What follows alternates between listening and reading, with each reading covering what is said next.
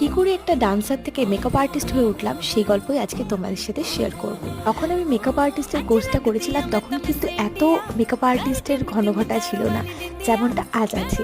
তো যাই হোক, দেখতেই পাচ্ছ আমি কিন্তু 26শে জানুয়ারি একটা বুকিং নিয়েছিলাম। ওর একটা ডান্স মেকআপ করার ছিল, সেই জন্য ও আমার কাছে মেকআপ করতে এসেছিল। আর ওর চয়েস অনুযায়ী আমি কিন্তু সমস্তটুকু ওকে সাজিয়েছি। সব আমি ওকে জিজ্ঞেস করছিলাম বেস কেমন দেবো, আই মেকআপ কেমন করবো। ও যেমন যেমন বলেছিল আমি কিন্তু ঠিক তেমন তেমন করেছিলাম, আর ও যথেষ্ট স্যাটিসফাইডও ছিল। ছোটবেলা থেকে যেহেতু নাচ করি আর সাজুগুজু করতেও খুব ভালোবাসতাম, তাই মেকআপের প্রতি না একটা আলাদা ভালোবাসা ছিল, কিন্তু কোনোদিন ভাবিনি যে এটাকে প্রফেশন করব। যখন আস্তে আস্তে মেকআপ আর্টিস্টের কোর্স করলাম, তখন একটু একটু করে পার্টি মেকআপ করতাম, এবং লাস্ট 2 বছর ধরে সেটা পুরোপুরি বন্ধ ছিল, আবার নতুন করে শুরু করেছি। তোমরা যারা আমাকে স্পেশাল দিনে বুক করতে চাও তারা বুক করতে পারো। রিভিউটা কিন্তু আমি অ্যাটাচ করে দিলাম। চলো টাটা।